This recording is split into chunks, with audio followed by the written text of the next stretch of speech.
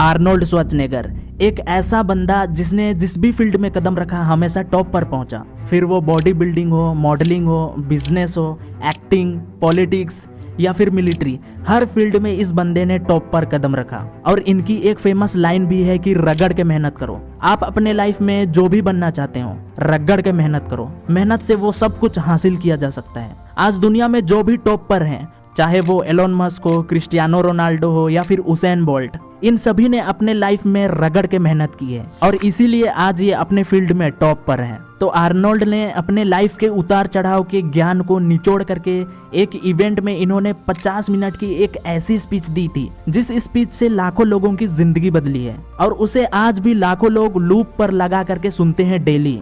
और इसी स्पीच में आर्नोल्ड ने अपने फेमस 6 रूल्स भी बताए हैं। तो क्या आप तैयार हैं उस स्पीच को सुनने के लिए? चलिए शुरू करते हैं। यहाँ मैं सक्सेस के बारे में बात करने आया हूँ। यही मैं अपने पहले 3 रूल्स के बारे में बताऊंगा, फिर बाकी के लास्ट 3 रूल्स के बारे में। सक्सेस का पहला रूल, आपके पास एक गोल, एक विजन होना चाहिए। अगर तुम्हारे पास एक गोल नहीं है, एक विजन नहीं है, तो तुम्हें पता ही नहीं चलेगा कि तुम्हें जाना कहाँ है और फिर तुम भटकते रहोगे और कभी वहां नहीं पहुंच पाओगे जहां तुम्हें जाना है। तो मैं बहुत फॉर्चुनेट था कि मेरे पास एक गोल, एक विजन था। मेरा जन्म सेकेंड वर्ल्ड वॉर में 1947 में ऑस्ट्रिया में हुआ था। बड़े होते समय मुझे वहां का वातावरण बिल्कुल भी पसंद नहीं था। मैं कैसे भी करके वहां से निकलना चाहता था क्योंकि मैं अपने आप को एक फार्मर, फैक्ट्री के मजदूर या फिर किसी ऐसे मामूली काम में देख ही नहीं पाता था। मेरे पेरेंट्स चाहते थे कि मैं वहीं रहूं, शादी करूं, बच्चे पालूं और उनके जैसे ही सिंपल लाइफ जीऊं। पर ये उनके सपने थे, मेरे नहीं।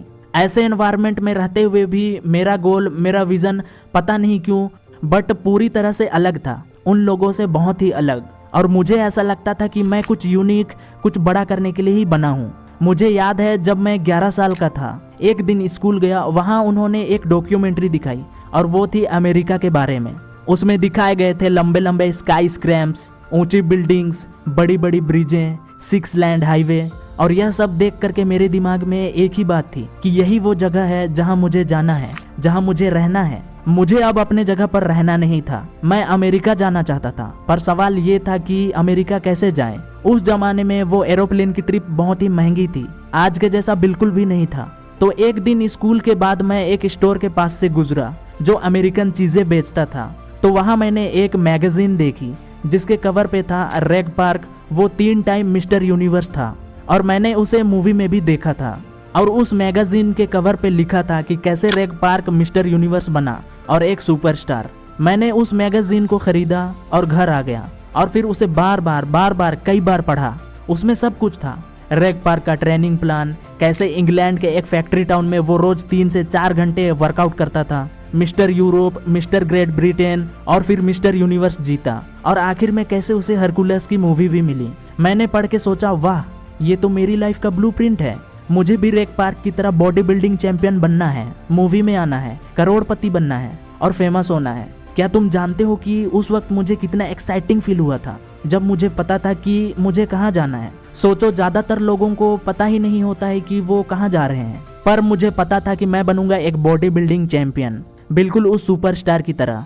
मैं बहुत रिलैक्स फील कर रहा था क्योंकि जब तुम्हारे पास एक गोल, एक विजन होता है तो सब कुछ आसान हो जाता है। एक सर्वे के मुताबिक अमेरिका के 74% लोगों को अपनी नौकरी पसंद ही नहीं है क्योंकि वो जॉब इसलिए नहीं कर रहे हैं क्योंकि उनकी वो ड्रीम जॉब है या फिर उस जॉब तक वो अपने पैशन को फॉलो करते हुए आए हैं। नहीं, बल्कि वो बिना किसी गोल के, बिना किसी डायरेक्शन के घूम रहे थे। उन्हें यहाँ वहाँ कहीं पर बहुत सारी जॉब ओपनिंग्स दिखाई दी तो उन्हें लगा कि चलो अप्लाई कर देते हैं। तो उन्होंने अप्लाई कर दिया, कुछ एक में वो सिलेक्ट हो गए तो बस काम करना शुरू कर दिया क्योंकि सीधी सी बात है, बिल्स पे करने के लिए काम तो करना पड़ता है। तो बस उन्होंने काम करना शुरू कर दिया। लेकिन जब काम करना शुरू किया तो उन्हें काम करते करते समझ आया कि ये तो बहुत ही एक बोरिंग रूटीन बन गया है, काम करने में मजा ही नहीं आ रहा था। अब क्या करें? सोच करके देखो, सिर्फ 26% लोग अपने काम को पसंद करते हैं और पूरे पैशन के साथ कर रहे हैं, सिर्फ 26% लोग। इसलिए मुझे खुशी थी बिकॉज मुझे पता था कि मुझे क्या करना है।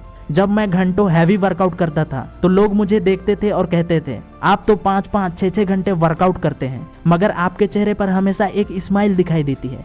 जबकि दूसरे लोग जो आपके जितना ही मेहनत करते हैं उनके चेहरे पर हमेशा 12 बजे क्यों रहते हैं? ऐसा क्यों होता है? तो मैं कहता था सिंपल, मुझे बस अपना एक टारगेट दिखाई देता है और मैं उस टारगेट के लिए यह सब कुछ करता हूँ। वो है मिस्टर यूनिवर्स। मेरे सामने मिस्टर यूनिवर्स का एक गोल था। मेरा हर रेपुटेशन, हर सेट, हर एक्सरसाइज मुझे उस गोल की तरफ एक कदम और पास ले जा रहा था। मैं एक्साइटमेंट के कारण रात को सो नहीं पाता था। सोचता था कि कब फिर से जिम जाकर वो 500 पाउंड काट कर पाऊंगा। मैं एक्साइटेड रहता था हर दिन जाकर वो 500 पाउंड बेंच प्रेस करने के लिए। मैं चार्ज रहता था कि कितना जल्दी सुबह हो और मैं सेटअप के 2000 रेपुटेशन फिर से कर पाऊंगा। 20 साल की उम्र में मैं पहली बार लंदन गया, मिस्टर यूनिवर्स कंटेस्ट जीता, वो भी youngest contestant of mister universe. और इतना सब कुछ मैं कर पाया क्योंकि मेरा एक गोल था, एक विजन था। तो लाइफ में एक पर्पस होना बहुत जरूरी है और चाहे आपकी कोई सी भी फील्ड हो, यह फॉर्मूला हर जगह काम करता है। मेरे साथ एक्टिंग में भी ऐसा ही था।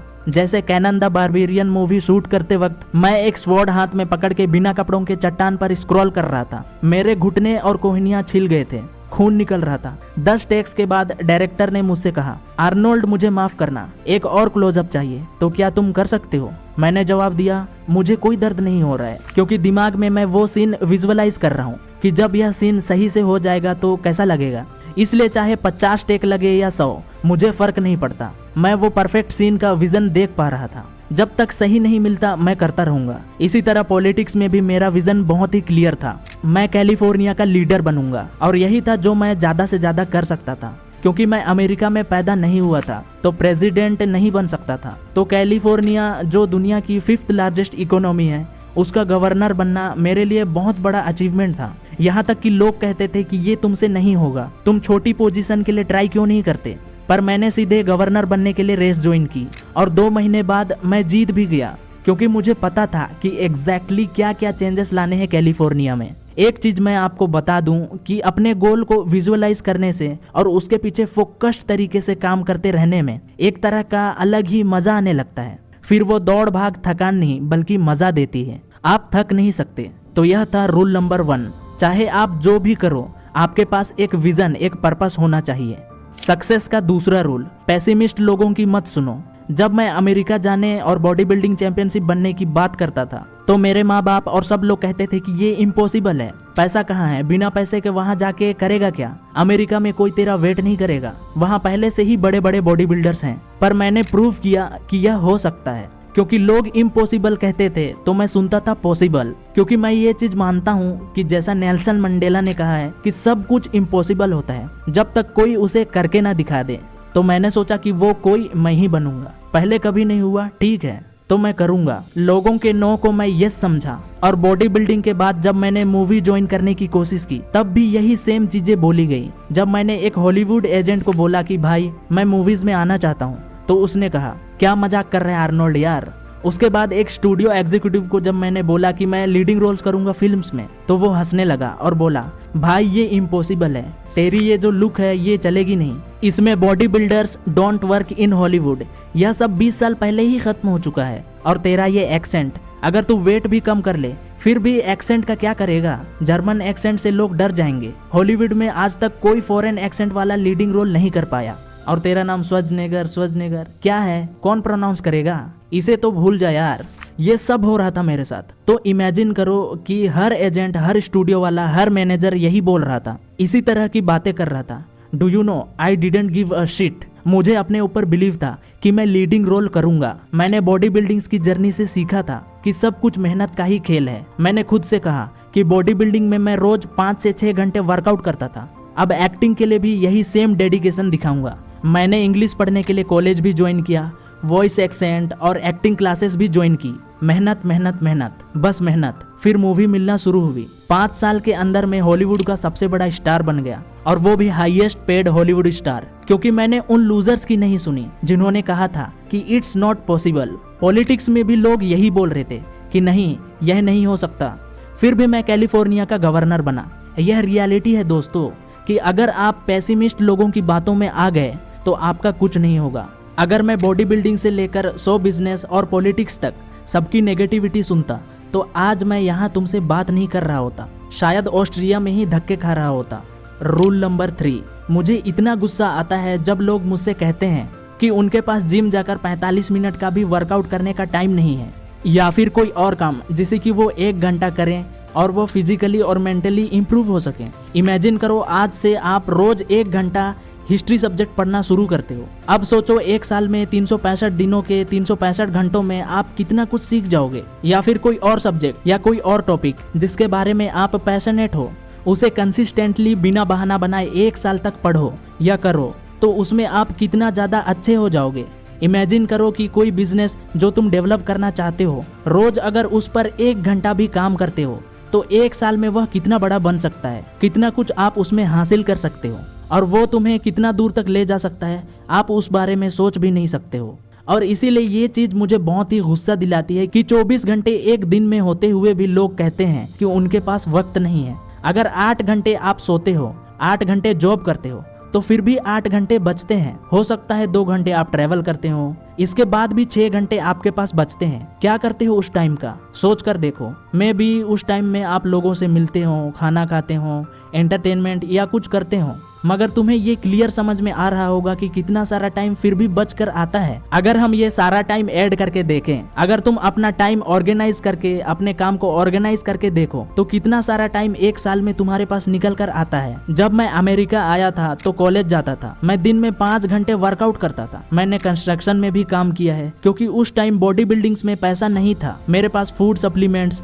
और इक्विपमेंट्स खरीदने के पैसे नहीं थे, तो इसलिए मुझे काम पर जाना पड़ता था। तो मैं कॉलेज भी जाता था, जिम भी करता था और काम भी करता था, और हफ्ते में 4 दिन नाइट्स में 8 से 12 बजे तक एक्टिंग क्लासेस भी लेता था। और इतना सब कुछ करने के बावजूद भी मैंने 1 मिनट के लिए भी खाली टाइम निकालकर रिलैक्स करने का बहाना नहीं बनाया, 1 मिनट भी मैंने वेस्ट नहीं किया। और यही कारण है कि आज मैं यहाँ खड़ा हूँ। मोहम्मद अली, उनको मैंने अपनी आंखों से जिम पर रगड़ रगड़ के मेहनत करते हुए देखा है। एक बार की बात है, एक स्पोर्ट्स रिपोर्टर ने उनको जिम में सेटअप करते हुए देखा, तो पूछा कि वो रूटीन में कितने सेटअप कर लेते हैं। तो मोहम्मद अली ने बड़ा ही कमाल का जवाब दिया। उन्होंने कहा, वो काउंटिंग ही तब स्टार्ट करते हैं जब बॉडी पेन करने लगती है। इसको बोलते हैं hard work, dedication. Hard work से कोई नहीं बच सकता। अगर वह लाइफ में कुछ भी करना चाहता है तो कोई फर्क नहीं पड़ता कि तुम कितने बड़े बाप की औलाद हो, रगड़ के मेहनत करो। कोई मैजिकल पिल नहीं है जिसे तुम खा लोगे, या कोई सक्सेस मंत्र नहीं है जिसका तुम जाप कर लोगे तो जाकर तुम सक्सेसफुल हो जाओगे। इस दुनिया में कोई शॉर्टकट नहीं है, कोई मैजिकल नाम की चीज नहीं है। वर्क वर्क, बस हार्ड वर्क, यही एक चीज है जिससे तुम सफल हो सकते हो। रूल नंबर 4, मुझे प्लान बी से नफरत है, और मैं बताता हूँ कि ऐसा क्यों है। क्योंकि हमारे पास काम करने वाले कम और डाउट करने वाले ज्यादा हैं। हमारे आसपास ऐसे बहुत से लोग हैं जो कहेंगे कि यू कांट डू इट, ये करना इम्पॉसिबल है। ऐसे डाउट करने वाले और हमारे कॉन्फिडेंस को तोड़ने वाले लोग हमारी लाइफ में हर स्टेज पर मिलेंगे, इसमें कोई प्रॉब्लम नहीं है। लेकिन प्रॉब्लम तब आती है जब हम खुद पर डाउट करने लग जाते हैं और हमें प्लान बी की जरूरत फील होने लगती है। सेल्फ डाउट सबसे डेंजरस चीज है, क्योंकि अब तुम कह रहे हो कि अगर मेरा प्लान ए काम नहीं करेगा तो मेरे पास बैकअप में प्लान बी होना चाहिए, और मेरे पास है भी। यानी जैसे ही तुमने प्लान बी के बारे में सोचना शुरू किया, तुम्हारी एनर्जी, तुम्हारा पूरा अटेंशन डाइवर्ट हो गया किस तरफ, प्लान ए से प्लान बी की तरफ। अब अगर तुम प्लान ए को करते हुए या प्लान ए करने से पहले प्लान बी के बारे में सोचते हो, उसका मतलब यह हुआ कि तुमने अपने प्लान ए को 100% दिया ही नहीं। जब 100% दिया ही नहीं तो वो तो फेल होगा ही ना। और एक बात और सीख लो, जब हम बिना सेफ्टी नेट के खेलते हैं तब हम ज्यादा अच्छे परफॉर्म कर पाते हैं। एक प्रोडक्टिव प्रेशर होता है हम पर जो हमें अपना 100% देने पर मजबूर करता है। तो अगर तुम्हारे पास प्लान बी है तो खुश मत हो कि वाह मेरे पास प्लान बी है, अगर प्लान ए फेल हो गया तो मैं सेफ हूँ। ये कोई अच्छी बात नहीं है। नफरत है मुझे ऐसे एटीट्यूड से, इस तरह के काम करने से। अब आपका प्लान बी फिर से प्लान ए बन जाएगा जो फिर फेल हो जाएगा। मेरी खुद की लाइफ में मेरे पास कभी भी प्लान बी नहीं था। मैंने अपनी कमिटमेंट दे दी थी, full time body building championship बनना है, मतलब बनना है। मैंने फुल कमिटमेंट की थी खुद से कि मैं अमेरिका में सरवाइव करके दिखाऊंगा। मैंने फुल कमिटमेंट की थी कि मैं शो बिजनेस यानी फिल्म्स में आऊंगा, वो भी लीडिंग रोल्स में। मैं हार्ड वर्क करूंगा और तब तक करता रहूंगा जब तक मैं अपने गोल को अचीव नहीं कर लेता। सेम रूल मैंने पॉलिटिकल करियर में भी फॉलो किया। तो कुल मिलाकर मेरी बात मानो तो प्लान बी मत रखो, क्योंकि ऐसा करने से आप खुद का ही नुकसान कर रहे हो, अपनी ही सक्सेस के चांसेस को कम कर रहे हो। लोग प्लान बी क्यों रखते हैं पता है? क्योंकि उन्हें डर लगता है कि मेरा प्लान ए फेल हो गया तो क्या होगा। इसलिए रूल नंबर 5, हारने से कभी मत डरो, क्योंकि फेल होने में कोई बुराई नहीं है। बड़े से बड़ा आदमी जिसके बारे में तुमने सुना है, वो कई बार फेल होने के बाद वहां पहुंचा है जहां वह आज है। तुम्हें फेल होना ही पड़ेगा अगर सक्सेस की सीढ़ियां चढ़ना है तो ऐसा कोई सक्सेसफुल इंसान नहीं है जो फेल नहीं हुआ। जो हार नहीं सकता वह कभी जीत भी नहीं सकता। बास्केटबॉल प्लेयर माइकल जॉर्डन से एक इंटरव्यू में एक बार पूछा गया कि आज आप वर्ल्ड के ग्रेटेस्ट बास्केटबॉल प्लेयर हो, how does it feel. Michael Jordan ने कहा, वेल आप मेरी सक्सेस के बारे में बात कर रहे हो, आपने मेरे फेलियर्स का जिक्र नहीं किया। मगर मुझसे पूछो तो मैंने ग्रेट बास्केटबॉल प्लेयर बनने से पहले NBA गेम्स खेलते वक्त 9000 शॉट्स मिस किए थे। 9000 शॉट्स, कैन यू इमेजिन। तो क्या वो फेलियर नहीं था? वो उस टाइम भी all time greatest basketball player थे, मगर वो 9000 बार फेल भी हुए। तो समझ रहे हो, जितने बड़े फेलियर्स होंगे उतनी ही बड़ी आपकी सक्सेस होगी। मैं खुद बॉडी बिल्डिंग कंपटीशन में फेल हुआ हूँ, वेट लिफ्टिंग कंपटीशन में फेल हुआ हूँ, पावर लिफ्टिंग कंपटीशन में भी फेल हुआ हूँ। मैंने ऐसी मूवीज भी की है जो किसी ने नहीं देखी, जो बिल्कुल ही बकवास थी और बकवास रिव्यूज मिले थे। मैं इलेक्शन में भी बहुत बुरी तरह से हार चुका हूँ। हम सब हारते हैं, इट्स ओके। मगर क्या ओके नहीं है, मैं बताता हूँ। हारने के बाद फिर से खड़ा नहीं होना, ये ओके नहीं है। फिर से फेल होने के डर से एफर्ट नहीं लगाना, ये ओके नहीं है। खुद की किस्मत या दूसरों को ब्लेम करना, ये ओके नहीं है। अपने वीक पॉइंट्स पर काम नहीं करना, ये ओके नहीं है। वही गलती फिर से दोहराना, ये ओके नहीं है। सिर्फ ऐसा आदमी जो लूजर होता है। विनर्स फेल होते हैं, उठते हैं, फेल होते हैं, फिर वापस से उठते हैं। इस तरह कभी भी उठने में फेल नहीं होते, इसलिए यही असली विनर्स होते हैं। इसलिए कहता हूँ, हारने से कभी मत डरो, क्योंकि अगर आप हारने की चिंता करोगे तो वहीं रह जाओगे। लाइफ में अच्छे डिसीजंस नहीं ले पाओगे, काम पे फोकस नहीं कर पाओगे और इस तरह लाइफ में कहीं नहीं पहुंच पाओगे। यानी हारने के डर से आप वो कर ही नहीं पाओगे जो आप करना चाहते हो। Relax, it's okay to feel fail. फिर से अपनी जी जान लगा दो, जो भी तुम्हारे पास है सब कुछ लगा दो। आज नहीं तो कल, देर से ही सही, लेकिन सक्सेस को तुमसे कोई अलग नहीं कर सकता। और छठा नियम कि ये सब करने के दौरान या इसके बाद जब आप कामयाब हो जाओ, जब आपके पास वो सब हो जो आप करना चाहते थे, तो ज़रूरतमंदों को वापस लौटाना, किसी भी तरह का कंट्रीब्यूट करना समाज में, क्योंकि यह भी सक्सेस का एक इम्पोर्टेंट रूल है जो आपके अंदर से सक्सेसफुल फील करवाता है। तो गाइज, ये थे आर्नोल्ड श्वार्ज़नेगर के वो पावरफुल स्पीच, और इस स्पीच में उन्होंने अपने 6 रूल्स के बारे में भी बताए हैं। और इस स्पीच को सुनने के बाद मैं ये उम्मीद करता हूँ कि आपके अंदर एक अलग ही एनर्जी आ गई होगी, एक अलग ही मोटिवेशन जाग गया होगा। तो अगर आप अपने ड्रीम को पाना चाहते हैं, सक्सेसफुल होना चाहते हैं, तो फिर इस स्पीच को आप बार बार सुनिए, अपने लाइफ में इम्प्लीमेंट कीजिए। वीडियो अगर अच्छी लगी तो वीडियो को लाइक कर देना और इस वीडियो को शेयर करना उन लोगों के साथ जिन्हें आप सक्सेसफुल होता हुआ देखना चाहते हैं। और इसी तरह से और भी वीडियोस देखने के लिए आप मेरे चैनल को सब्सक्राइब कर सकते हैं। तब तक के लिए इम्प्रूव कीजिए, अपने आप को बेटर बनाइए, सीखते रहिए। मैं आपसे मिलूंगा फिर किसी नए वीडियो में।